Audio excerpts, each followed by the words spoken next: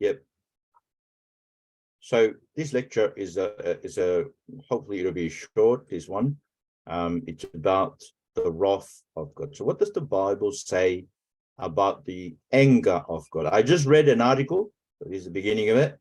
I just read an article in the Gospel Coalition in US edition, which denies that God is wrathful.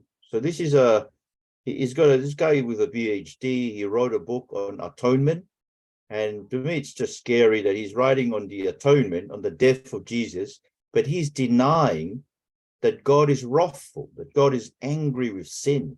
So if God is not angry with sin, so why was there an atonement? I mean, atonement is needed for reconciliation of two parties that have become enemies to one another. We were enemies of God, right? This is what Paul says in Colossians and Ephesians chapter 2.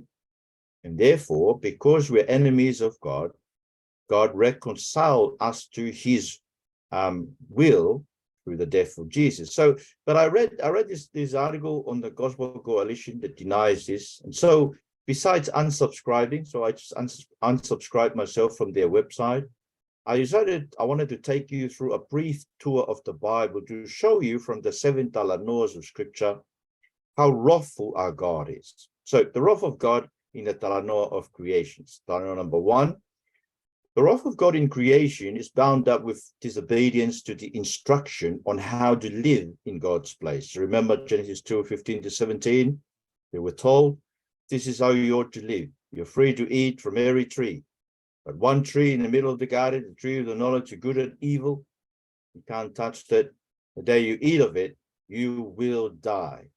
So God already is saying, well, you disobey me, you will die. God is vengeful. God is angry with disobedience. And therefore, when you come to the wrath of God in the talanoa of the fall, Genesis 3-11, that's talanoa number 2, the serpent denied God's anger and punishment. Remember what he said? Oh, you shall surely not die. So that's the serpent. He's always doing that to us. He's always saying, look, there's no judgment. God is not angry with sin.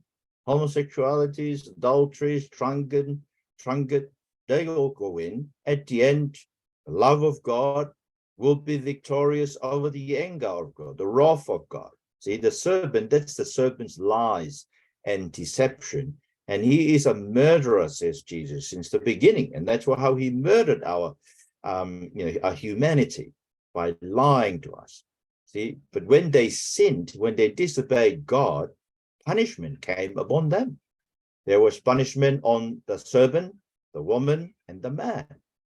In fact, the ground is cursed, because of sin. And everybody lived and died. Remember that big list in Genesis 5? Adam lived, and then he had daughters and sons, then he died. Altogether, Adam lived a total of 930 years, then he died. And then Seth, his son, lived 870 years, had other sons and daughters. He lived 912, then he died. And then Enosh lived 905 years, then he died. See? God is a wrathful God. He punished sin with death. And as I always mention to you in this class, you must remember sin is always in the Bible punishable by capital punishment. The punishment for sin is death. It's only in the, that's in the beginning. It's only in the latter part of the Bible that punishment is kind of eased out. God kind of, say, look, gives you all kinds of sin that will be punishable by death, but then other sins, he gives all kinds of other punishment. But, sin is punishable by death because our God is wrathful, is a holy God. He cannot stand sinners. And then you remember that still in the story of the fall, remember how God wiped out every living thing in Genesis 7 and left only Noah and his family? That should be a good reminder for all of us that the Lord is angry with sin. He just cannot stand sin. And then we're told every living thing, verse 21 of Genesis 7, every living thing that moved on land perished. birds, livestock, wild animals, all the creatures that swam over the earth, and all mankind. Imagine how many millions of people died in the flood. Only 8 people. And then we are told in 2 Peter, that should show us that God knows the righteous and is able to save us. You know, if at the end of the day is only 2 or 3 righteous people, he's able to save those and destroy the rest, the millions of people. Remember, that's how God works in the Bible. He destroyed the whole generation who came from Egypt and saved only 2 people, Caleb and Joshua. See, our God knows the righteous. He destroyed Sodom and Gomorrah and just saved Lot and his 2 daughters. I'm sure he must have had sons and daughters. Even his wife, remember, she turned back, became a pillar of salt. But yeah, so God is wrathful and he punished sin by death. That's what we learned from the Talanoa of the fall. Then we get to the Talanoa of Israel, the wrath of God in the Talanoa of Israel. God's wrath comes upon Israel for their unbelief. And I think I've shown you, especially from the Psalms, Psalm 78, for example, Psalm 105, Psalm 106. They are examples of Psalms where we are told of the persistence of Israel in unbelief. Their unbelief in the wilderness results in them staying in the wilderness for 40 years. Do you remember? This is Numbers 14. The spies, 12 spies were sent out to the land to spy the land. They came back with bad news. And they said, they convinced the people that God is taking them to the land to destroy them because giants live in the land. And then the Lord said to Moses and Aaron, this is Numbers 14:26 onwards, how long will this wicked community crumble against me? I've heard the complaints of these crumbling Israelites. So tell them, as surely as I live, declares the Lord, I will do to you the very thing I heard you say. In this wilderness, your bodies will fall. Every one of you, 20 years old or more, who was counted in the census and who had crumbled against me. Not one of you will enter the land I swore with uplifted hand to make your home, except Caleb, son of Jephunneh, and Joshua, son of Nun. As for you, children that you said, as for your children that you said would be taken as plunder, I will bring them in to enjoy the land you have rejected. But as for you, your bodies will fall in the wilderness. Your children will be shepherds here for 40 years, suffering for your unfaithfulness until the last of your bodies lies in the wilderness. For 40 years, 1 year for each of the 40 days you explored the land, you will suffer for your sins and know what it is like to have me against you. I, the Lord, have spoken, and I will surely do these things to this whole wicked community, which has banded together against me. They will meet their end in this wilderness. Here they will die. You see, it's scary when we hear of God's wrath. And, I don't understand how these theologians, these pastors, these guys with PhDs deny the wrath of God. And then, this is repeated in Psalm 95, verses 7 to 11. Today, if only you would hear his voice, do not harden your heart as you did in Meribah, and as you did that day at Massah in the wilderness, where your ancestors tested me. They tried me, though they had seen what I did. For 40 years I was angry with that generation. I said, there are a people whose hearts go astray, and have not known my ways. So I declared on oath in my anger, they shall never enter my rest. See, our God is a wrathful God. Psalm 7, verses 11 to 13. So we're still in the story of Israel, the wrath of God in the story of Israel. God is a righteous judge, a God who displays his wrath every day. If he does not relent, he will sharpen his sword, he will bend and string his bow. He has prepared his deadly weapons, he makes ready for his flaming arrows. You see, he's got all kinds of weapons to fulfill his wrath against the wicked and the disobedient. And then when we come to the wrath of God in the Talanoa of the prophets, you remember that the prophets were sent to warn Israel about the wrath of God coming upon them because, once again, of their persistent in disobedience to God's word. So Nahum chapter 1, verses 2 and 3. The Lord is jealous and avenging God. The Lord takes vengeance and is filled with wrath.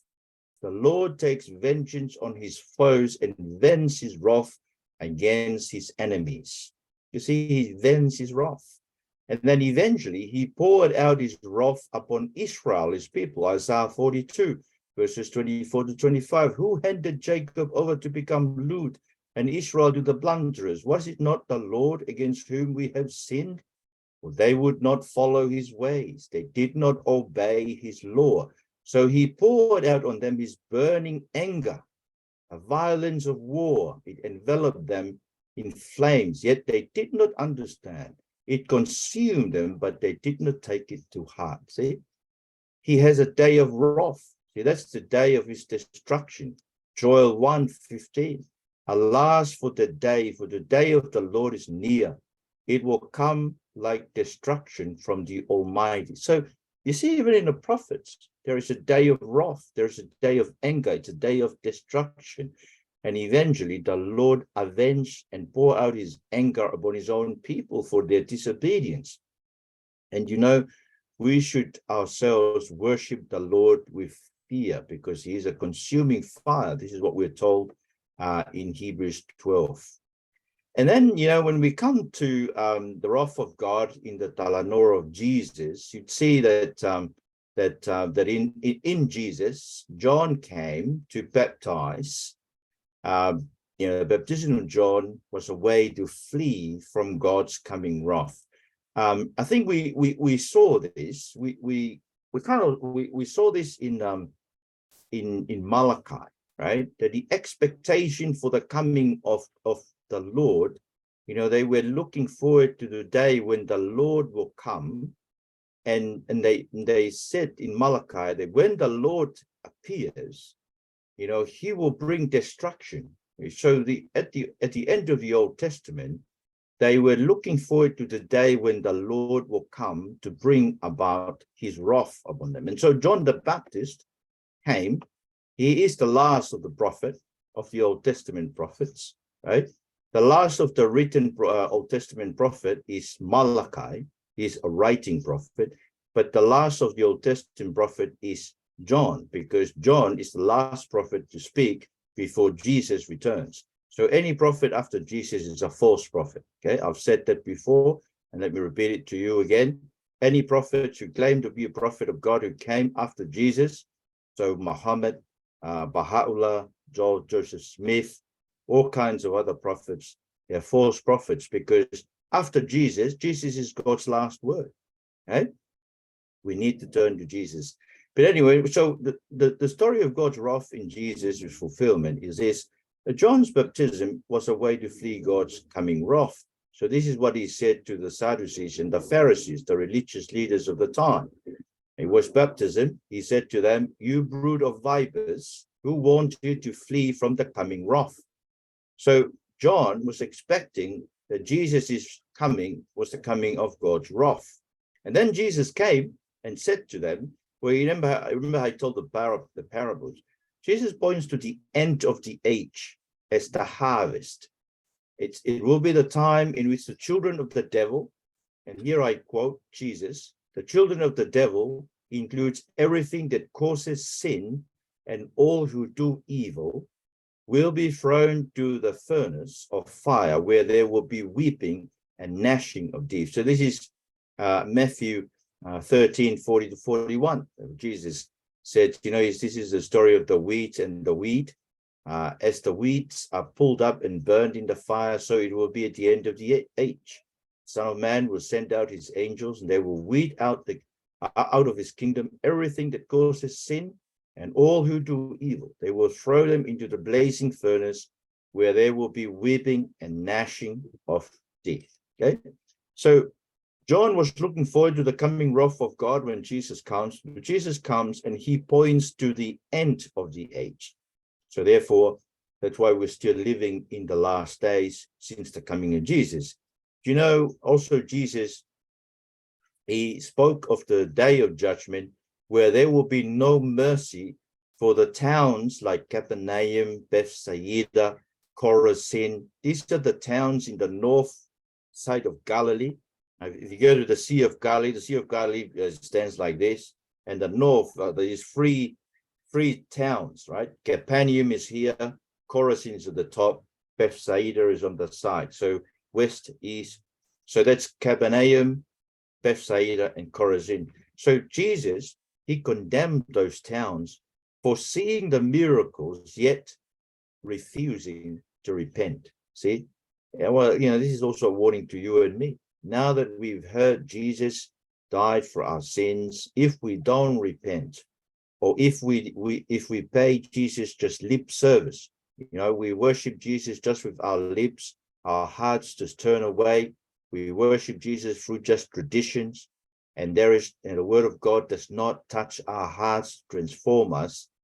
There will be no mercy for us, especially people like myself, who leads the congregation, who preach the word of God. You see, if I just preach the word and it just goes from my notes to your mind and doesn't transform my heart, well, it is scary what God, will do to me at the end. So this is why there's a big warning in James chapter 3.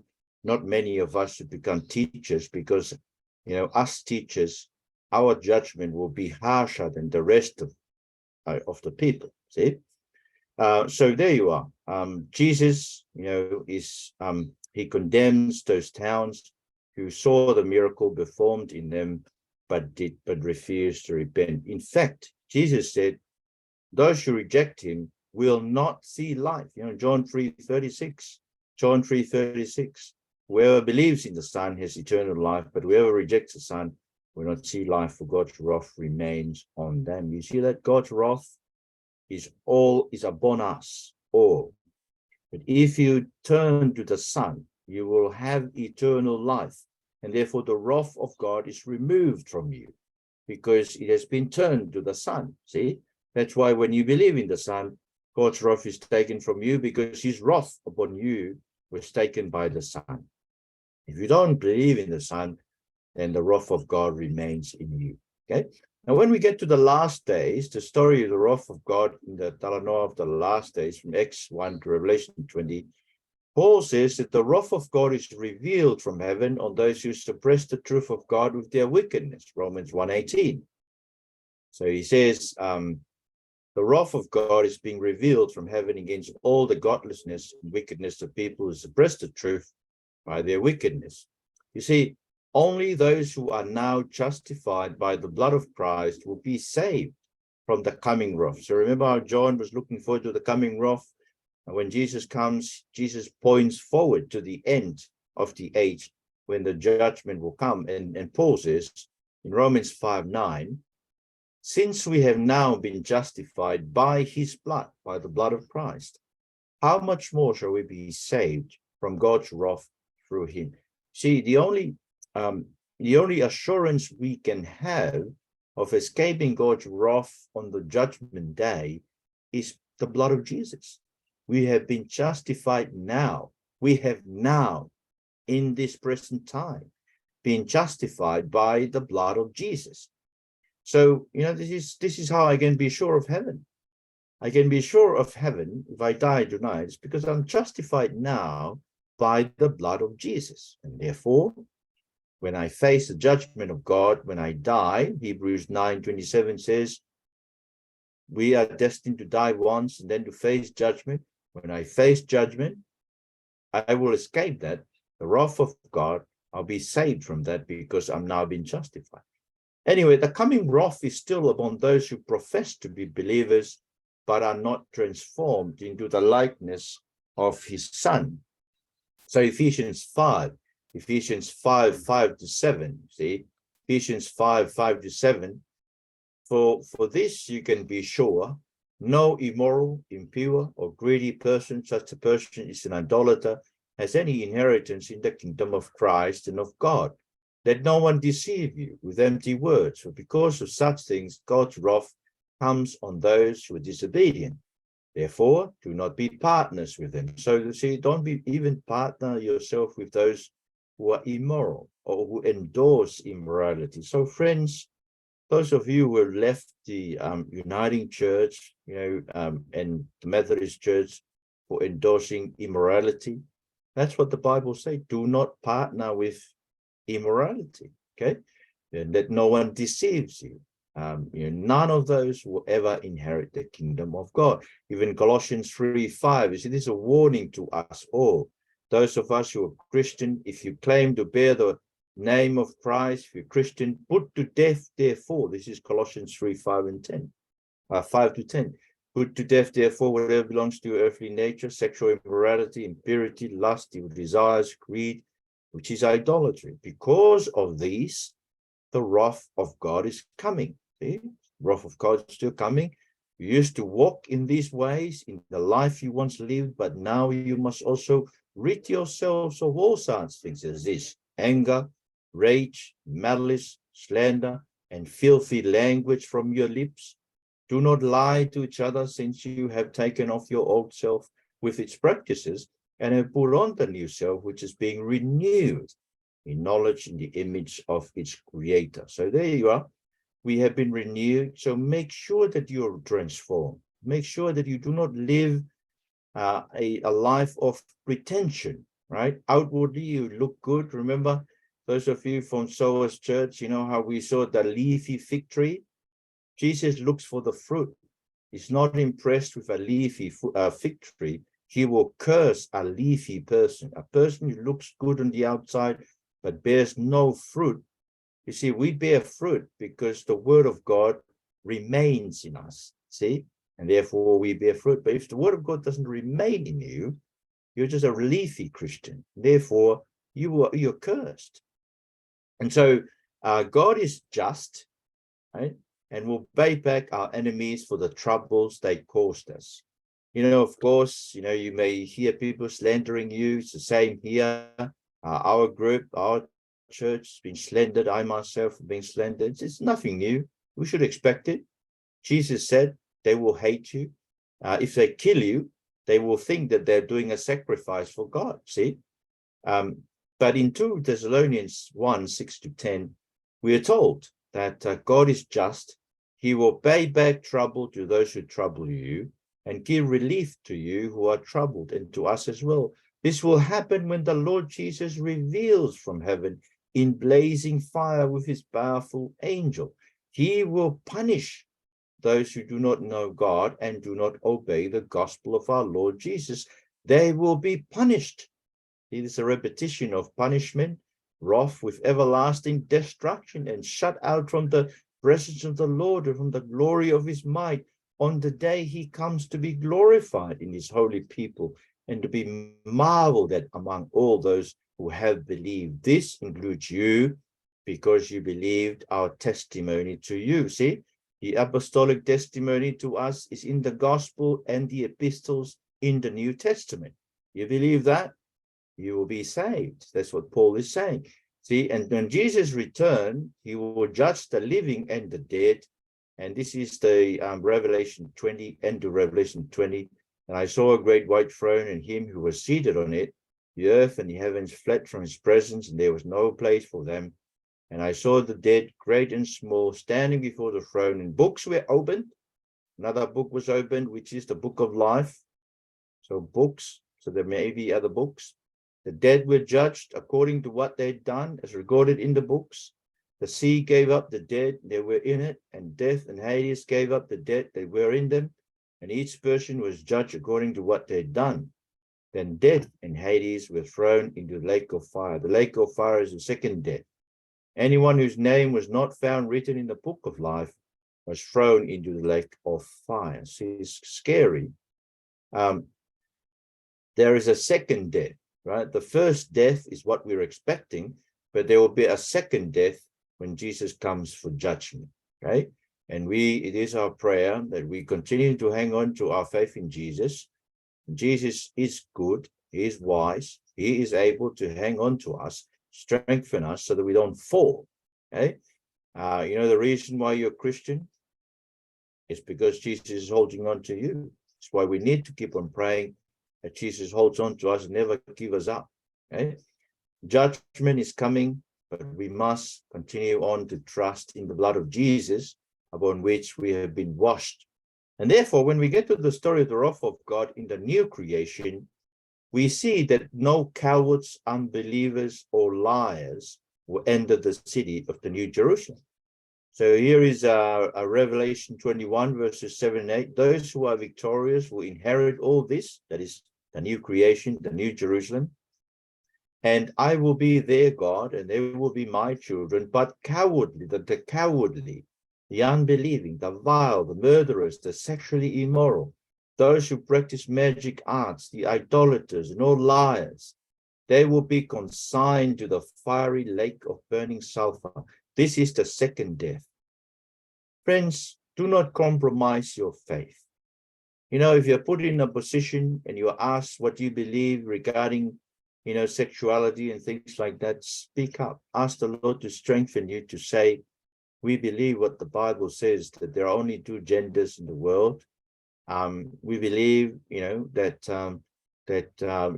God can change homosexual people. He had done it in the church in Corinth. He can do it again, even in our days through the gospel, just the same gospel. But you see, no cowards, unbelievers, liars. It's the same when it comes to the city. There in Revelation 22, verse 15.